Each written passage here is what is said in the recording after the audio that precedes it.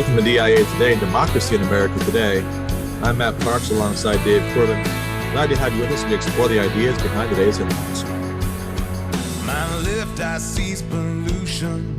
Those dirty fuels are burning. The earth's whole climate's churning. Clean energy solution. My right eye scans the bill. Fossil fuels are cheap. Wind and solar too steep. Drill, baby, drill. Predefined, misaligned, polarized division. Shuttered mind, worse than blind. 2020 vision. How you doing, Dave? Doing well. How about yourself, Matt? Easter here wasn't a beautiful day, but the week leading up to it was. So we enjoyed that little hint of spring that is so nice this time of year. We were in Florida at Lauderdale by the sea. So a great Sunday. Cooked potatoes au gratin for the first time. They actually came out pretty well. And very nice. Watched Jordan Spieth win, which is always fun. And then the Celtics beat the Nets. So good Easter Sunday, all together. And I'm back at it with I think we have a little over a month left before our commencement at the end of May. Okay. Yeah. Well, we have a little shorter timeline than that. We've only got one more week of class after this week, and then final week and commencement there. So it'll be fun. It's, nice to be looking forward to a commencement that'll be normal. Last year was 5 separate ceremonies. This year it's one ceremony, and we'll have the awards program the night before and get to have receptions with parents and graduates and all the kind of things that we were so used to doing in previous years. So it's crazy to think that it's been 3 years since we could do all that, but it's nice to be able to get back to that. And yesterday, the first day on the train in the post mask mandate world. So it was really interesting to see how that changed the dynamic. The one conductor that takes my ticket on the train that I normally take, at least this year, finally get to see his full face. That's what this guy looks like. It's just sort of sense of, okay, the community's getting back together. It was a mix, people wearing masks and not, but it was definitely the majority who were not. So not a super crowded car, so so people are weighing those things, but it was interesting to see where even in New York metro area where the pulse of people are on that issue. Yeah, in Florida, as you know, it's Ron DeSantis land. So really kind of no one out and about kind of wearing, anything like that. Maybe a few people, one out of every, 100 to 150 people. But I think it's good. And we'll move forward and have a regular summer. Yeah, it'd be great. So on to Aristotle, book 7, chapters 4 through 7. So we have 5 more after this episode, 5 more episodes as we make our way through the remainder of book 7 and into book 8. Chapters 1 through 3 of book 7 we covered last week, and they really hovered around this conclusion that, according to Aristotle, the best life, he writes, both for individuals and states, is the life of virtue. When virtue has external goods enough for the performance of good actions. So virtue produces external goods. Those external goods kind of enable, they don't prepare the way per se, but they enable the performance of good actions. They ought to be highlighted, but they ought not to be made central to the best way of life. And I think he kind of builds upon that theme in a nice way here and getting to some of the particulars of what states look like. By emphasizing that there's a material element to a state being able to function well, being able to be virtuous and being able to encourage virtue among its citizens, but it's not all that matters. So in chapters 4 through 7, we take up different elements of this discussion in terms of the material conditions of the virtuous state. He asks, what should be the conditions of the ideal or perfect state? For the perfect state cannot exist without a due supply of the means of life. We must presuppose that material is necessary, but we must not presuppose anything that's impossible.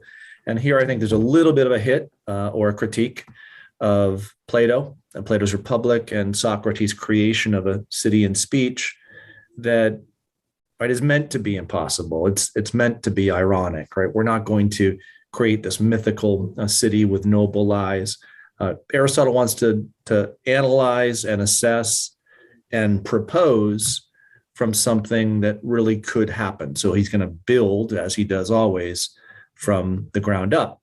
When he asks the question, what material basis produces the best flourishing for a city, he goes to the common sense question of, well, how many citizens should you have? What should your population be? What should the number of your population be?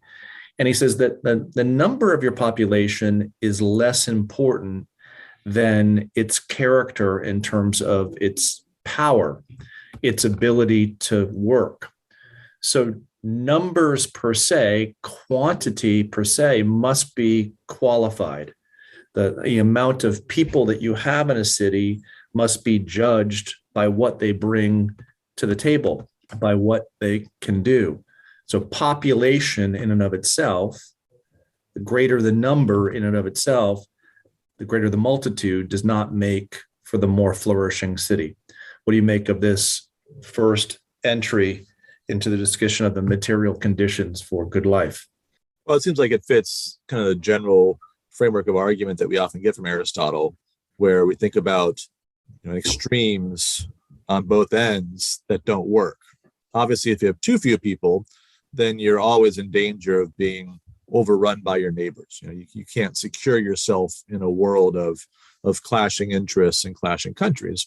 But if you think about just quantity as the key to flourishing, we think about our own historical experience of the last 100 or so years, and the largest countries being China and India, and then the United States, after that. And yet the United States has had a population that's been, a third or a quarter of those two nations for this period, during which the United States has been clearly more powerful than either of them. Now, of course, China is emerging as a great power and a rival, perhaps, of the United States in the years to come. But clearly, it's not just about quantity. One of the great things about this conversation is that there certainly is an application to the discussion of the size of a community, the size of a state. But this discussion also applies to any organization. You teach at a college. I lead a school in Texas. And the question always arises, is it better to be bigger? Is it better to have more students, more families at Geneva or at the King's College? And some of the principles here that Aristotle applies to the discussion could be applied to a country, but could also be applied to an organization. Because what he's going to say here, right, is that it's the quality of the citizenry that matters, and that quality is defined by the standard of lawfulness that produces order, that produces a unified whole. If you have a great multitude, he writes, that cannot be orderly, then you haven't created something that is good. You haven't created something that is beautiful. So the question is, what size that can still live out a constitutional whole, a body of people who are drawn together by something in common that work well together. So power is built upon order. Order comes from a unity that is constitutional in nature. Agree? Right. And so you need people that have a common sense of mission, if you want to put it in the language of an organization, people that are gathered around an end, a goal, a purpose. And so having more people come in who don't share that doesn't just not add value, but detracts, right? It can create ambiguity and confusion about what is this we're actually trying to achieve here. So you think about, the hiring process at King's. We both went through that years ago, and it's a very rigorous process, and it's one that involves the board and, serious conversations about one's adherence to the statement of faith and one's preparation for integrating faith in the classroom. And all those questions are really important questions for maintaining the mission of the college over time, because it's a small faculty. And so you bring in 3 or 4 faculty that aren't really committed to the mission or capable of doing what the college understands its job to do in the realm of curriculum and teaching, that changes the character of the institution very, very quickly. and of course then multiplies that potentially as that group hires more like themselves, and on you go. So, you think about expansion, whether it's more students, faculty, staff, right? That each of these things are very critical from the standpoint of maintaining the mission over the course of time. And of course, there's many stories of colleges or institutions that have lost their mission and moved away from their mission, maybe not even on purpose, but just sort of accidentally over time as they're less careful with hiring or expansion than they ought to have been. Yeah, that's the lesson of a lot of the literature in this area, right? That famous book, Mission Drift, that if you don't know the mission, right, then if the people of the organization don't know the mission, then that organization is going to change. And they also, Aristotle argues, they need to know one another. Citizens need to know those common denominators, those common principles of why they're living together. But they also need to be able to look out and see one another and have a sense as to the character of the people that are around them. They need to be participating in activities with one another, because if you don't have the knowledge of the people who are around you, then you won't know who to elect to office or who not to, or whether or not you're deciding, right, a lawsuit between one party and another correctly. So size is good as long as size doesn't overcome or supersede a knowledge of both mission and one another. So moving from a discussion of population to a question of territory, Aristotle writes in chapter 5 that everyone would agree in praising the territory, the land that you live upon, which is most entirely self-sufficing. And that must be the territory which is all producing, for to have all things and to want nothing is sufficiency. In size and extent, it should be such as may enable the inhabitants to live at once, temperately and liberally in the enjoyment of leisure. So you judge the territory of a state by the degree to which it produces sufficiency, and that sufficiency now allows the inhabitants to live both temperately and with leisure. And I think here, right, we spend a lot of our time applying these lessons to the development of the North American continent. One of the great highlights of American history was the fact that materially, everything that's bound up in the sentence that Aristotle just uses to apply to territory is something that's found in the United States. We have a territory that is self-sufficing. We have a territory that allows us to not want, as long as we're willing to put in the work and make the right use of what is in nature and turn it into property. There's a great passage in Federalist 2 from John Jay where he describes the geography, and not only is he describing it in the terms of Aristotle, but also thinking about how it tends toward a unity, a single nation in the context of defending the Union from those that might oppose the Constitution and perhaps have a vision for multiple American confederacy. So here's what he writes. It has often given me pleasure to observe that independent America was not composed of detached and distant territories, but that one connected, fertile, wide-spreading country was the portion of our Western sons of liberty. Providence has in particular manner blessed it with a variety of soils and productions, and watered it with innumerable streams for the delight and accommodation of its inhabitants. A succession of navigable waters forms a kind of chain round its borders, as if to bind it together, while the most noble rivers in the world, running at convenient distances, present them with highways for the easy communication of friendly aids and the mutual transportation and exchange of their various commodities. Right, so you have the Mississippi, the Missouri, the Ohio. You've got obviously the Atlantic Ocean, the Gulf of Mexico, all these waterways that are accessible. You'll get to that more with the next chapter or two in Aristotle. But then, the interior structure of the country. Now, of course, at this point, it's really the nation bounded by the Mississippi River, east of the Mississippi. That's the United States. You have the Louisiana Purchase expanding it further west, and then the Mexican Cession more or less completes the continental U.S. with the acquisition of Texas on top of that. So more expansion to go. But even at this point, east of the Mississippi, you've got this single whole that's well constructed to provide prosperity, but also unity for the people. And Lincoln would emphasize that during the Civil War.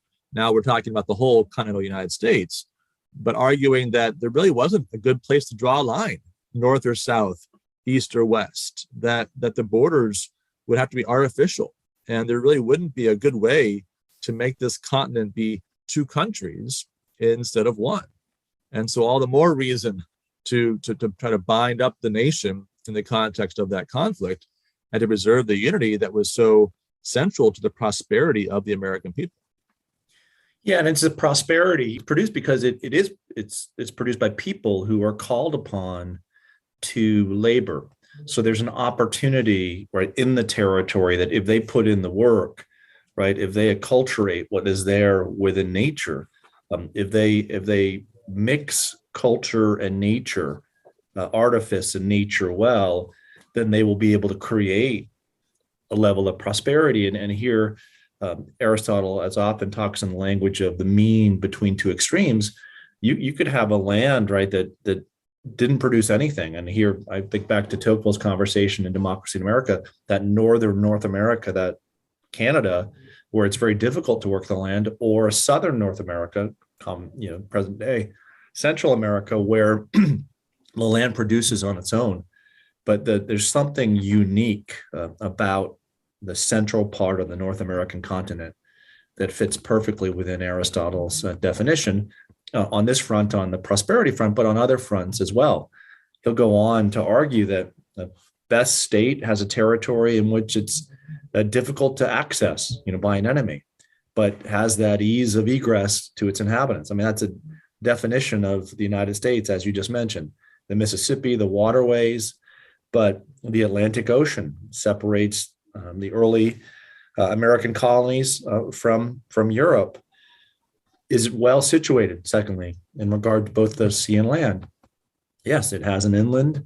It has that fertility of the central part of North America, but then we have that coastline on both the East Coast and now the West Coast. And there is an opportunity there. This comes along later with the building of roads and trains and waterways and all the rest for people to kind of move about the country. So it has all of the benefits of being a seafaring nation and also all of the benefits of being kind of an agricultural, agrarian, land-based nation as well. So chapter 5, really, I mean, if he were going to use an example here, he was writing in the present day, he could come up with no better example than to write of the present day United States. It's interesting that the founders appreciated that, that they saw that, they recognized that they had been given special circumstances, and there were other things in the quality of the character of the American people, their history together, British heritage. There are other factors you could cite, but they were conscious of the fact that they had the kinds of circumstances that made this possible, right? That made success possible in a way that other places wouldn't necessarily. And so they were conscious of not messing that up. Think about the warnings of Washington regarding foreign entanglements and the danger of drawing, in essence, Europe closer to America. You got 3,000 miles of ocean. Let them do their thing over there. And while you develop and grow and in peace with all that distance away between you. But if you entangle yourselves in their political affairs, in some sense, that distance shrinks. And so now all of a sudden, just like had been very commonly the case during the colonial period, you're drawn into European wars. There's a North American theater for a European war. Avoid that to the degree you can and maintain the geographic advantages that you've been given, blessed with by God, in the language of John Jay. Yeah, that gets into the subject of chapter 6, whether it's good to have that access to others, whether in Aristotle's terms, quote, a communication with the sea is beneficial to a well-ordered state. And here he might have had Athens as that example, writing after the rise and decline of Athens. Athens is built upon this foreign exchange, these ideas that come in and out of Athens that create a certain vibe and excellence that you'd also see in present-day American cities of Boston and New York City and Washington, D.C., Miami, New Orleans, San Francisco, Los Angeles. But then there's also that criticism that there may be ideas that come into ports, that come into states that produce disorder. So there's an argument that Aristotle identifies here against being a seafaring country. And while he acknowledges that there are dangers that come from foreign entanglement or foreign ideas that might produce disorder, he argues, by the end of this discussion, that it's probably better to be connected to the sea, because that allowance for exchange of imports, of exports, the fact that you can kind of shield yourself a little bit from those outside influences, and that you can actually protect yourself better if you have access to the sea, make the advantages of the sea outweigh any of the problems that come along with being a seafaring people. I think one way you see that with America is if the whole country were New York City and Boston, we'd have a problem. But where you have other parts of the country that are not as influenced by those exchanges and not as cosmopolitan in their orientation, then that provides a balance and a ballast there. And of course, with our federal system, maybe that's emphasizes that even further. But the fact that these major port cities or cities that are influenced by that kind of cosmopolitan outlook are not the whole of what we have. And so there's other voices that are influential in shaping the overall character and direction of the country. That would be true also of the final discussion in chapter 7 of climate. There you are in New York. What is it, 27 degrees? And it's 49 at the moment. 49. Too bad. Yeah. And San Antonio, warm. And here Aristotle gets into this interesting discussion of how climate influences the character of citizens within a state. This will be picked up by Montesquieu later on in intellectual history, and by Tocqueville, where he talks about the differences between climate and character. And he says, if you're living in a cold climate, and here he points out Europe, you may be full of spirit, but you're wanting in intelligence and skill. So you may have comparative freedom relative to others, but you really don't have political organization, and you're not capable of ruling over others.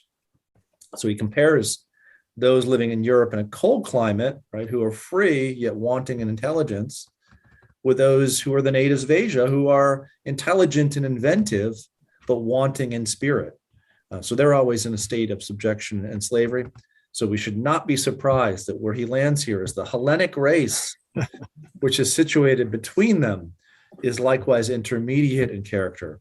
It's both high-spirited and also intelligent. So there's this influence that climate has upon the nature of our activity, and the mean between being intelligent and being courageous, between being intelligent and being free, is a mean that you ought to try to land upon as a state.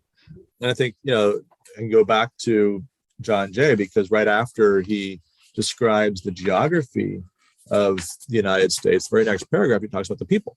He says, with equal pleasure, I have as often taken notice that Providence has been pleased to give this one connected country to one united people, people descended from the same ancestors, speaking the same language, professing the same religion, attached to the same principles of government, very similar in their manners and customs, and who by their joint counsels, arms, and efforts, fighting side by side throughout a long and bloody war, have nobly established general liberty and independence.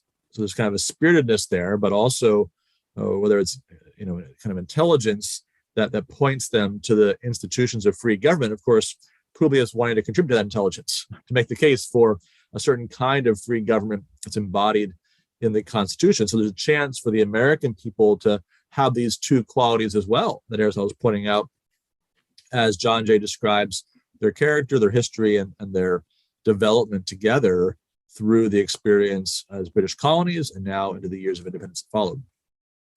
So the ideal is to have an intelligent people, a people that is desirous of its freedom, but also a people whose passions are tempered. They are lovers of one another. They are lovers of their constitution, but their love is not a love in which you hate the other, in which you are out of temper with the individual who is different than you. But here Aristotle quotes They who love in excess also hate in excess. So there must be temperance that defines the quality of a people as well. And it's going to get into kind of the longer discussion that occurs at the end of book 7 and into book 8. Well, how do you produce kind of love that is proper, that goes hand in hand with intelligence and the desire for freedom? Well, let's wrap up the show by turning to Tocqueville's crystal ball. So the NFL draft, Dave, begins next Thursday with the first round, of course, and then you have the Friday and Saturday continuations of that. So since the show will be taped on Wednesday but not come out until Saturday, in the normal course of events next week, we want to lock in some of our picks this week. And so I make this easier for us, by doing multiple choice. All right, so we'll talk about the number 1 overall pick. We'll talk about the landing place of the 2 leading quarterbacks, it seems like, in most draft boards. And then we'll talk about the Patriots, where they're going to go with their first round selection at number 21. All right, so number 1 overall pick, right? Choice A, Aiden Hutchinson from Michigan, defensive end. Choice B, Trayvon Walker, defensive end from Georgia. Choice C, Ikem Ekwonu, offensive lineman from North Carolina State. C is trade down, and D is some kind of surprise. What do you think, Dave, for the Jacksonville Jaguars? I think they select Trayvon Walker. I think he's the individual right now that's just has incredible physical upside, as they say, and on all these shows, and good motor. He's got a good motor. That's right. These are kind of funny expressions, but I think that's and he's an edge rusher. Those are hard to come by, and I think that Trayvon Walker will be the first pick in the draft. All right, I'm going to stick with Hutchinson, who's I think been the consensus pick for a while, but now it seems like Walker. There's some buzz around that. That always seems to happen. There's usually the pick you think it's going to be, and then a week or two out, there's always what about this? I think that's smokescreen here. So I'm going to stick with Hutchinson, and same position, same need, right? Build that defensive line, get some, potential to put pressure on the opposing quarterback. All right, quarterbacks. First quarterback, Kenny Pickett, coming out of Pitt. Got 5 teams that seem most likely to draft a quarterback. So where does he go, Dave? We got Carolina Panthers, Atlanta Falcons, Seattle Seahawks, New Orleans Saints, and Pittsburgh Steelers. I think he stays right in Pittsburgh, so I think he'll play for the hometown Steelers. Yeah, I am there as well. I think that would be a great story. It's very Pittsburgh. All right, second, Malik Willis. Same 5 teams, same order of the draft. Where does he land? I think he goes to Seattle. I think they've lost Russ Wilson. They need someone with good upside, which that's all over his draft preview. He's the quarterback with the most upside. So I think they take the chance on Malik Willis, and he goes to the Northwest and becomes Russ Wilson's heir apparent. I almost went with Seattle, but I thought at some point, doesn't Pete Carroll have to think about the fact that he's 71 or whatever he is? Does he really want a 3 or 4 year project? Because it seems like Malik Willis is not going to be ready day one. But maybe he's ready to do that. So I've got him for one of the Saints, that he makes it past the Seahawks, or maybe the Saints package their 2 picks to move up if they have to, because they have, I think, 16 and 19. So that's a pretty good package. They could move up, grab the Giants' second pick or something like that if they feel like they have to move up. All right, lastly, and most importantly, of course, Dave, I'm not going to ask you for a name. Number 21, kind of hard to do that. But what position do the Patriots take? We got cornerback, wide receiver, inside linebacker, offensive tackle. Those seem to be the 4 consensus positions of greatest need. And of course, they could trade down out of the first round, as they have done a number of times. What do you think Bill Belichick's going to do? Well, you don't have defensive tackle here as an option. So of the ones you listed, I would go probably offensive tackle. But I wouldn't be surprised if this huge guy, Jordan Davis, falls into 21.